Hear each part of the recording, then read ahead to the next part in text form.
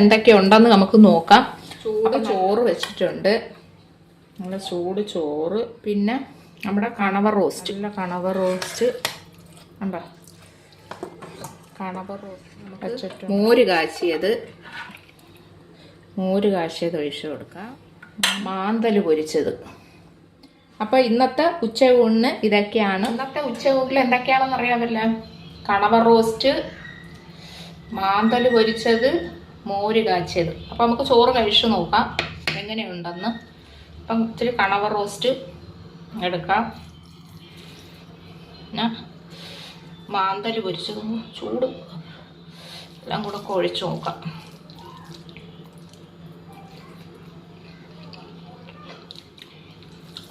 നല്ല ടേസ്റ്റ് ഉണ്ട് കേട്ടോ. കണവ കഴിച്ച് കുറേ നാളായി. കണവ റോസ്റ്റ് അടിപൊളി. കണവ നിങ്ങൾക്ക് എല്ലാവർക്കും എൻ്റെ വീഡിയോ ഇഷ്ടപ്പെട്ടാൽ എല്ലാവരും എൻ്റെ ചാനൽ സബ്സ്ക്രൈബ് ചെയ്യുക, ലൈക്ക് ചെയ്യുക. വലത്തെ കൈയാണ്, ഇടത്തെ കൈയല്ല. ക്യാമറ തിരിച്ചു വച്ചിരിക്കുന്നുകൊണ്ടാണ് അങ്ങനെ തോന്നുന്നത്. അപ്പോൾ എല്ലാവരും സപ്പോർട്ട് ചെയ്യുക.